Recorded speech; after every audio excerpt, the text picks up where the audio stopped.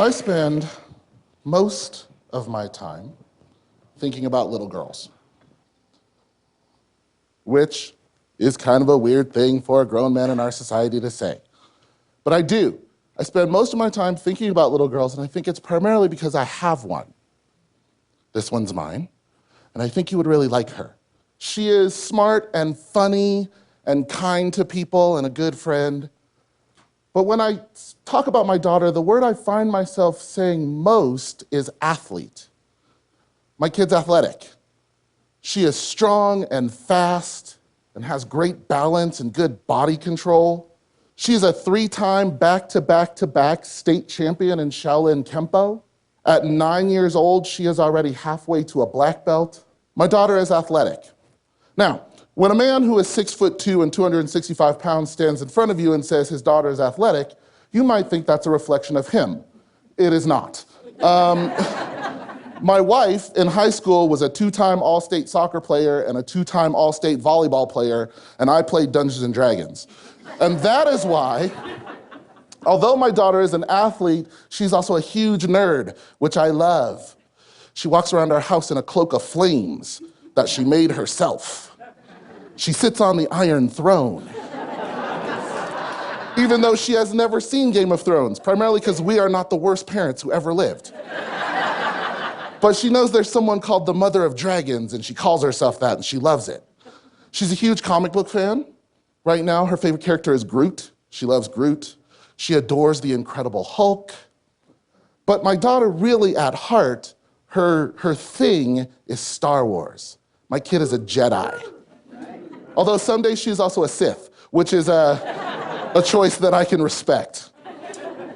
But here's the question that I have to ask. Why is it that when my daughter dresses up, whether it's Groot or the Incredible Hulk, whether it's Obi-Wan Kenobi or Darth Maul, why is every character she dresses up as a boy? And where are all the female superheroes? And that is not actually the question, because there's plenty of female superheroes. My question really is, where is all the female superhero stuff? Where are the costumes? Where are the toys?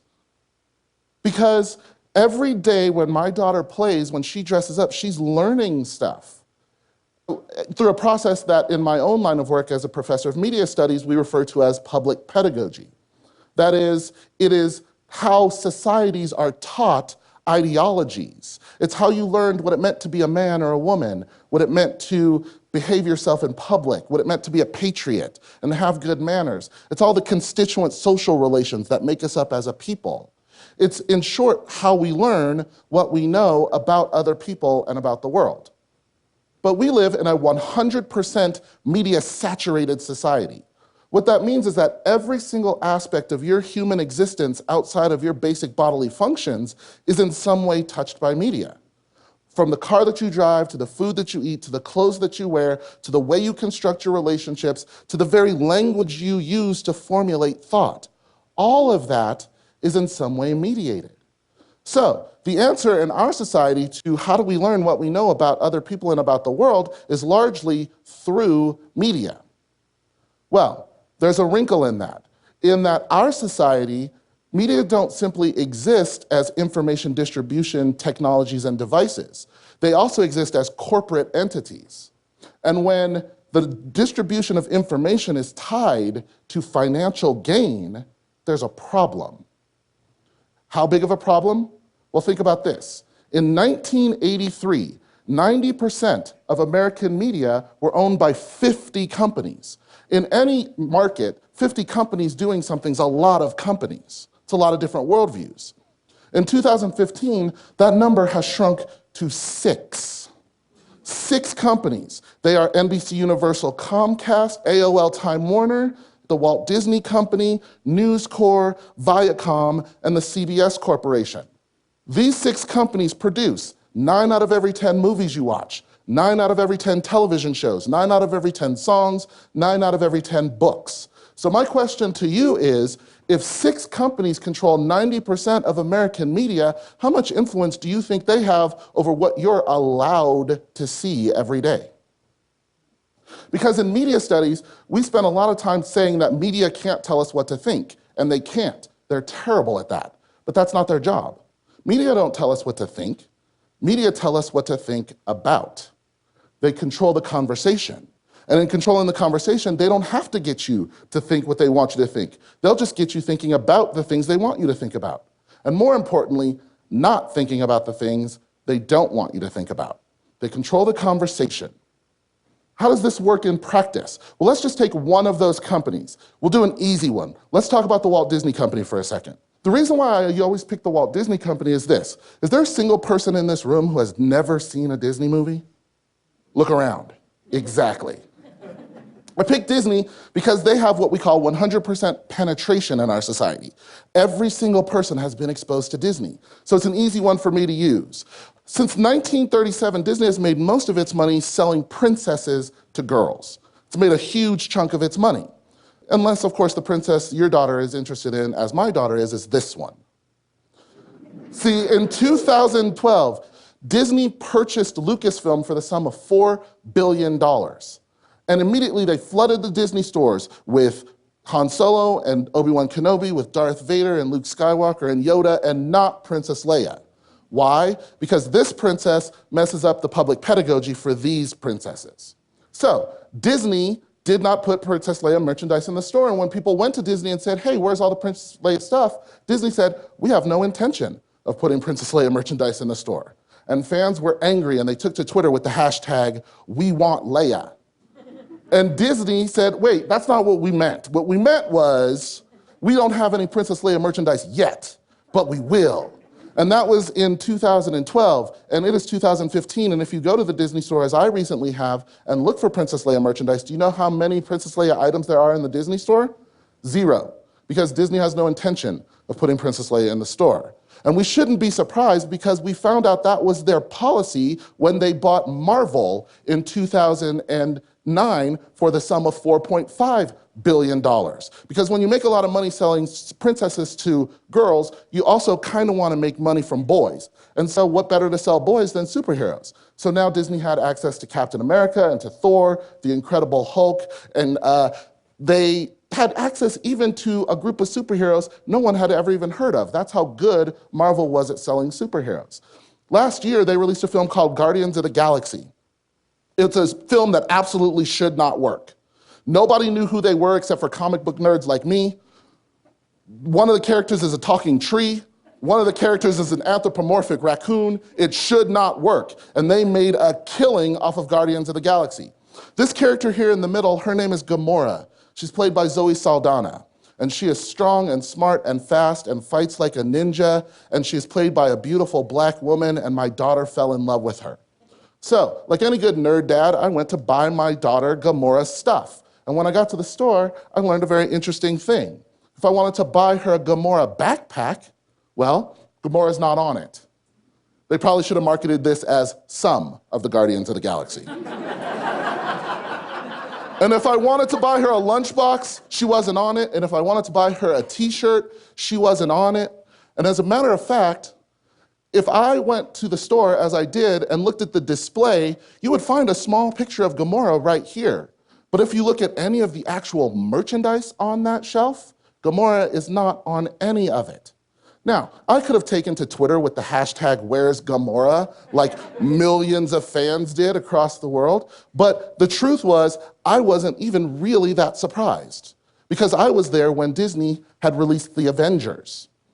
And just this year, we got a new Avengers movie, The Age of Ultron, and we were very excited because there was not one but 2 female superheroes, Scarlet Witch and Black Widow. And we were very excited. But here's the real thing about this. Even though Scarlett Johansson, who is one of the most popular actresses in America, plays Black Widow, and Black Widow is the star of not 1, not 2, but 5 different Marvel movies, there is not a single piece of Black Widow merchandise available.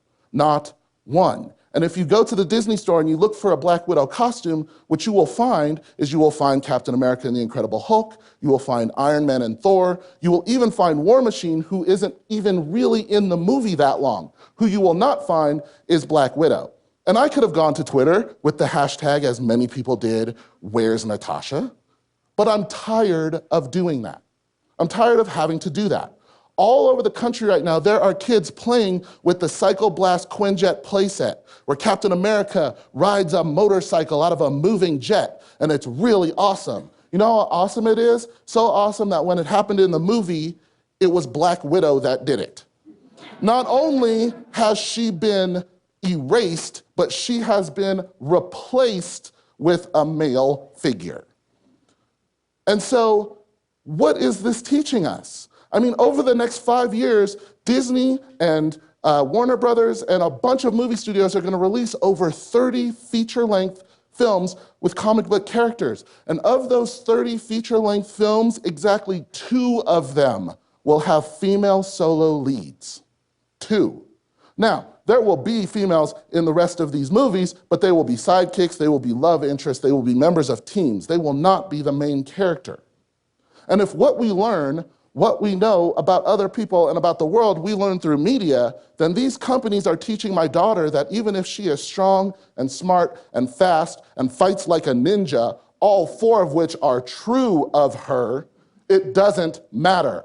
She will either be ignored like Gamora or erased and replaced with a boy like Black Widow. And it's not fair.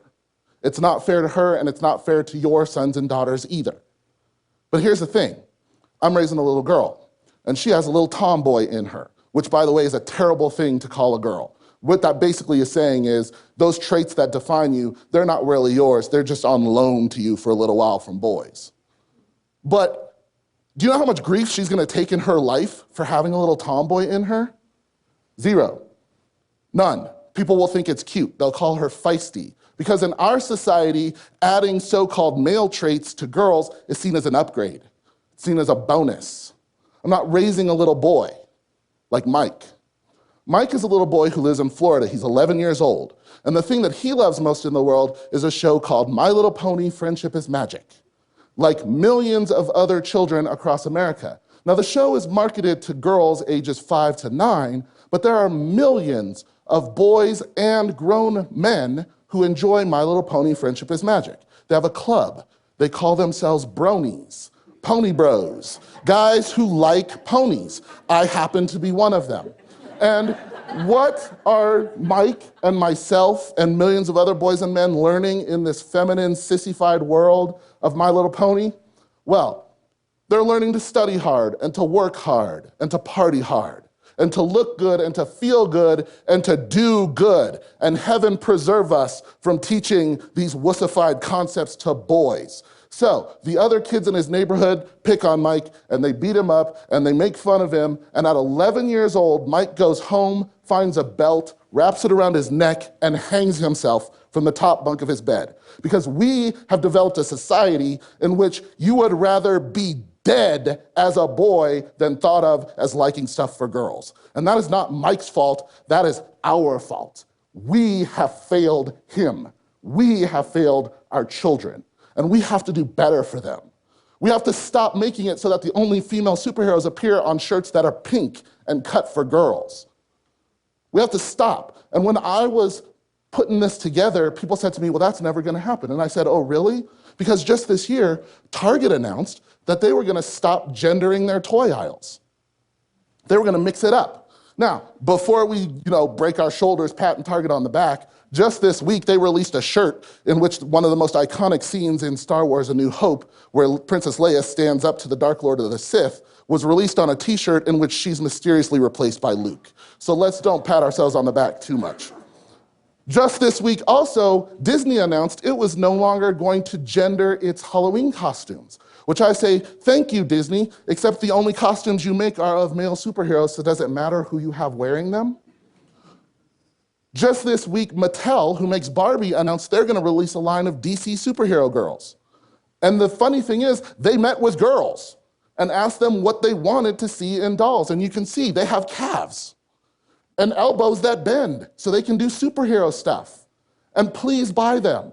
And don't just buy them for your daughters, buy them for your sons. Because it's important that boys play with and as female superheroes, just like my daughter plays with and as male superheroes. As a matter of fact, what I would love is a world in which every person who goes to the store goes with a little flowchart in their head of whether or not they should buy this toy for a boy or a girl. And it's a real simple flowchart because it only has one question on it. It says, is this toy operated with your genitals? If the answer is yes, then that is not a toy for children. And if the answer is no, then it's for boys and girls. It's really simple. Because today is about the future of the future, and in my future, boys and girls are equally respected, equally valued, and most importantly, equally represented. Thank you.